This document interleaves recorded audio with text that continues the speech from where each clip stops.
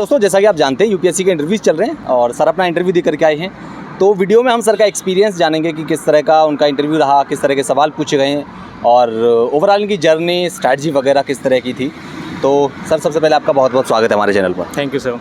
कैसा हुआ आपका इंटरव्यू, थोड़ा सा ब्रीफ में बताइए, फिर आगे बात करते हैं। सर इंटरव्यू तो बढ़िया हुआ, बहुत कॉर्डियल थे और उनका क्वेश्चन भी रिलेवेंट थे, डैप से रिलेटेड थे। ओके, हाँ सर, थोड़ा सा अपने बारे में बताइए कि आपका नाम क्या है, कहाँ से आए हैं, एजुकेशनल बैकग्राउंड वगैरह क्या है। सर मेरा नाम सत्यवीर सिंह है। मैं अयोध्या डिस्ट्रिक्ट से हूँ, उत्तर प्रदेश के। और मेरा एजुकेशनल बैकग्राउंड, मैंने बीएससी किया हुआ है और उसके बाद एमएससी किया हुआ है फिजिक्स में।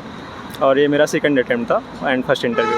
ओके, सेकंड अटैम्प्ट, पहला इंटरव्यू है। सर तो कहाँ से शुरुआत हुई आपके इंटरव्यू की, कौन सा सवाल था? पहला सवाल उन्होंने मेरे हॉबी से पूछा था कि आप पोइट्री राइटिंग करते हो और हिंदी पोइट्री राइटिंग करते हो, तो आपका कितने युग हैं जो है हिंदी साहित्य में, उनके बारे में उन्होंने सर ने क्वेश्चन किया। सबके अलावा फिर क्वेश्चन अयोध्या से आया था, अयोध्या से कि प्रॉब्लम क्या अराइज हो रही हैं और आपको उन कैसे टैकल करेंगे। कुछ क्वेश्चन नॉर्थ ईस्ट से आए थे कि नॉर्थ ईस्ट में क्या प्रॉब्लम है, कैसे टैकल करेंगे। और सेम सोसाइटी से भी कुछ क्वेश्चन पूछे गए थे। मेरा बैकग्राउंड फिजिक्स है, तो उन्होंने ये पूछा था कि फिजिक्स में आप फिजिक्स को आप एडमिनिस्ट्रेशन में कैसे इम्प्लीमेंट करेंगे। सो यही सब थे सवाल। सब वही लगे जो आपके एक्सपेक्टेड लाइन से, या कोई बाउंसर भी था?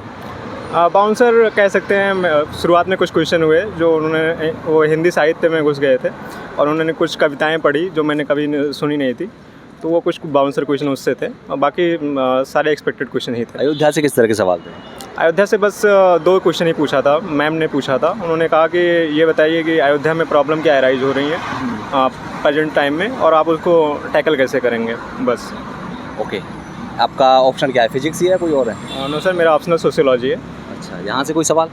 सोशियोलॉजी से एक क्वेश्चन आया था। उन्होंने पूछा था कि संस्कृताइजेशन का क्या होता है और फिर ये पूछा था कि प्रेजेंट टाइम में अर्बनाइजेशन में क्या कास्ट अभी भी प्रेजेंट है कि ख़त्म हो गई। अच्छा, तो थोड़ा सा अपना प्रीलिम्स की स्ट्रैटेजी मुझे बताइए, किस तरह की स्ट्रैटेजी आपने फॉलो करी प्रीलिम्स में और क्या कुछ चीज़ें थी जो आपको लगता है कि नहीं ये चीज़ें जो मैंने अप्लाई करी या नहीं कर पाया मैं, वो होनी चाहिए एस्पिरेंट के पास में, उसको करनी चाहिए इन सब चीज़ों को प्रीलिम्स को क्रैक करने के लिए? प्रीलिम्स को क्रैक करने के लिए मेरे हिसाब से सर एक ही होना चाहिए, लिमिटेड आप रिसोर्स रखिए, ज़्यादा के पीछे मत भागिए।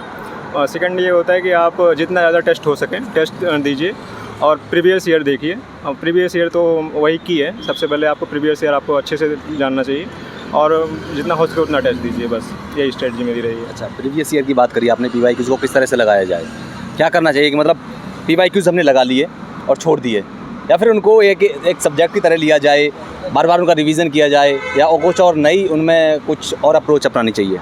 नहीं, पीवाईक्यू को रिवाइज़ करना और अच्छे से देखना कि वहाँ से क्वेश्चन, क्योंकि कभी कभी क्या होता है कि वहाँ के ऑप्शन से क्वेश्चन बन जाते हैं, तो वो हमें पीवाईक्यू को तो एकदम ये समझ चलना है कि वो हमारा एक मटेरियल है जिसको हमें बार बार रिवाइज़ ही करते रहना चाहिए। सो पीवाईक्यू मस्ट है ये समझ प्रीलिम्स के लिए।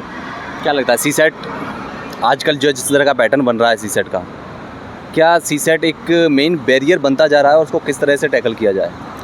सर जैसे मैं तो मैथ मेरा बैकग्राउंड रहा है, तो मेरे लिए हाँ फर्स्ट अटेम्प्ट में थोड़ा चैलेंजिंग था क्योंकि मैं ओवर कॉन्फिडेंट हो गया था कि ये इजी होने वाला है। लेकिन जब मैंने देखा तो उसमें भी मैंने एक ही चीज़ देखी है, आपको पीवाईक्यू आप 2-3 साल नहीं, कम से कम 10 साल तक करके जाइए।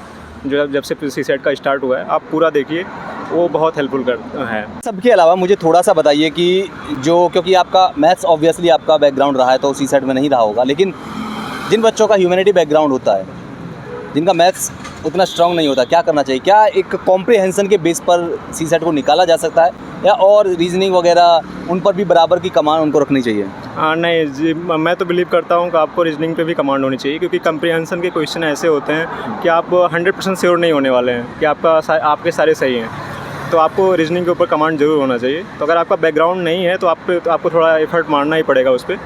और मेरे हिसाब से अगर आप पीवाईक्यू को ढंग से कर रहे हैं, वहाँ से स्टडी कर रहे हैं कि कौन से क्वेश्चन आ रहे हैं, आप उनके पीवाईक्यू के ही नोट्स बना रहे हैं, वो सीसेट में काफ़ी हेल्पफुल होंगे। सर थोड़ा सा रिसोर्सेज बताइए अपने, क्योंकि कई बार बच्चे कंफ्यूज होते हैं रिसोर्सेज के लेकर के, क्योंकि बहुत सारा मार्केट में अथाह मटेरियल है स्टैंडर्ड बुक्स के बारे में भी सभी को पता होता है ज़्यादातर। थोड़ा सा यहाँ से वैल्यू एडिशन आपको लगता है कि नहीं यार ये रिसोर्सेज ऐसे होते हैं जो बच्चे जो जिनको फॉलो नहीं कर पाते हैं, तो उन सभी की थोड़ा सा बताइए रिसोर्सेज वगैरह थोड़ा डिटेल में।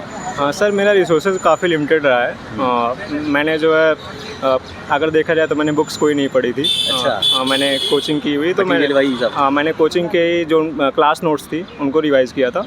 और मैंने लक्ष्मीकांत के कुछ चैप्टर देखे, लेकिन मुझे वो रियलाइज़ हुआ कि वो केवल प्रीलिम्स में ही हेल्पफुल है, मेंस के लिए वो नहीं हेल्पफुल होने वाला। तो मैंने लक्ष्मीकांत भी छोड़ दी थी, नहीं पढ़ी थी। अच्छा। और फिर मैंने जब PT 365 प्रीलिम्स के लिए रेफ़र किया था, करंट अफेयर्स के लिए, मैंने मैगजीन भी कोई नहीं पढ़ी थी। और उसके बाद मेंस 365 आया तो मैंने मेंस के लिए रेफ़र किया था। बाकी अगर देखा जाए तो मैंने फोकस ये दिया था कि मेजर जो सब्जेक्ट होते हैं ऑप्शनल, एथिक्स और एसए, उन पे ज़्यादा फोकस रहना चाहिए, क्योंकि जीएस तो कैसे भी होगा वो नॉर्मल हो जाता है।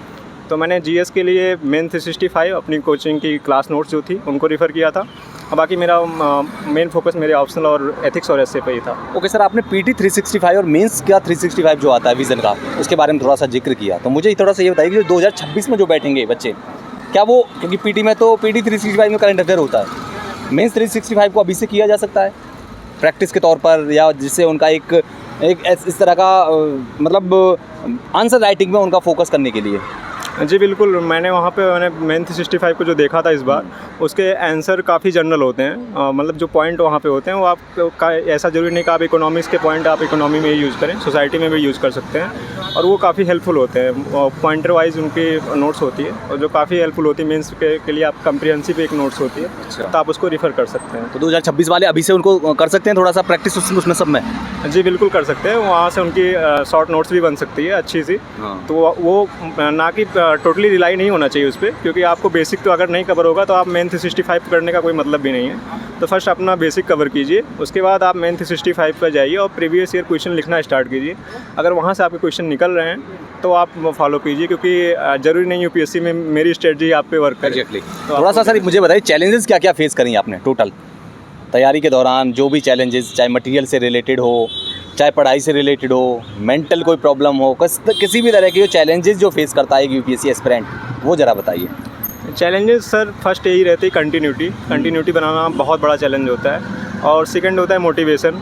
जैसे इंटरव्यू का स्टेज इतना लेट होता है तो हमें बार बार ये परेशानी होती है कि पता नहीं मेरा लिस्ट में होगा कि नहीं होगा, या कैसे इंटरव्यू जाएगा। तो ये मोटिवेशन काफ़ी चाहिए होता है। और सेकंड तो कंटिन्यूटी, आपको 1 साल तो ये समझ के चलिए आपको 5 से 6 8 घंटे मान के चलिए आपको पर डे देना ही देना है।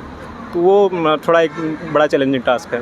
तो अभी क्या रिलैक्स फील कर रहे हैं? अभी इंटरव्यू हो गया, जो एक जब प्रीलिम्स से बैठते हैं या तैयारी करने तो हमारा एक यही होता है कि यार इंटरव्यू हम पहुँचेंगे, कब पता नहीं पहुँचेंगे ना पहुँचेंगे, अभी कैसा फील कर रहे हैं? हाँ जी, बहुत रिलैक्स फील कर रहा हूँ। मेरा इंटरव्यू ख़त्म हुआ है तो अब 1-2 दिन तो थोड़ा आराम करूँगा, और उसके बाद फिर से मुझे प्रीलिम्स पे लगना है, क्योंकि मुझे भी नहीं पता है कि मेरा क्या होने वाला है अभी। तो फिर से आंसर राइटिंग के अप्रोच और बता दीजिए थोड़ा सा, फिर इस इंटरव्यू को हम कंक्लूड करेंगे। सर आंसर राइटिंग का अप्रोच मेरा यही रहा था कि मैंने पहले स्टार्ट किया था डेली आंसर राइटिंग से, एक आंसर मैं लिखता था स्टार्टिंग में, और फिर उसके बाद मैंने मिनी टेस्ट दिए, और मिनी टेस्ट ख़त्म होने के बाद मैंने पिछली ईयर जब मेरा प्रीलिम्स में नहीं हुआ था, उसी के बाद मैंने मिनी टेस्ट स्टार्ट किए थे लिखने, और मैंने सितंबर से मैंने फुल लेंथ टेस्ट स्टार्ट कर दिए थे, जो कि मैंने कंटिन्यूसली फरवरी तक दिया था, और फिर मैं प्रीलिम्स की तैयारी पे लग गया था। और उसके बाद मैंने प्रीलिम्स की तैयारी रिजल्ट आने के बाद फिर से जो टेस्ट सीरीज नहीं ज्वाइन की थी, और फिर मैंने आंसर राइटिंग की थी। क्या ऐसे के लिए कोई अलग से अप्रोच फॉलो करनी पड़ती है, या फिर हमारे पास जो जीएस का मटेरियल है, हम जो प्रैक्टिस कर रहे हैं आंसर राइटिंग की जीएस के लिए, उसी के बेस पर ऐसे लिखा जा सकता है? जी बिल्कुल लिखा जा सकता है, ऐसे के मटेरियल से लिखा, लेकिन थोड़ा अप्रोच ये रहेगा कि आपको अगर न्यू डायमेंशन लेके आने हैं तो आप पर्टिकुलरली सोसाइटी से रिलेटेड एडमिनिस्ट्रेशन ही है, तो आपको सोसाइटी से काफ़ी रिलेट करना होगा। आप ऐसा नहीं करते, मैं जैसे कुछ लोगों का ये रहता है कि आप सोशल मीडिया से डिसइंटीग्रेट हो जाइए। अब प्रेजेंट टाइम में मुझे लगता है कि सोशल मीडिया एक सोसाइटी का एक अभिन्न हिस्सा है, आप उसको हटा नहीं सकते हैं। तो आप सोशल मीडिया को लिमिटेड यूज़ कीजिए, लेकिन उसको पॉजिटिव यूज़ में भी यूज़ कीजिए। वहाँ से आप कोट ले सकते हैं, कई बार जो है कई आइडियाज़ एग्जाम्पल आ जाते हैं, तो वो ऐसे में बहुत ज़्यादा हेल्प करते हैं। क्या मैसेज रहेगा आपका, क्या एडवाइस रहेगी स्टूडेंट्स को? फर्स्ट यही रहेगा कि बस मोटिवेशन बना के रखना है, आपको कंटिन्यूसली 1 साल तक हारना नहीं है। बस अपने आप को मोटिवेशन बना के रखिए, 8 घंटे 9 घंटे जितना हो सके वर्क कीजिए, बस यही चाहिए।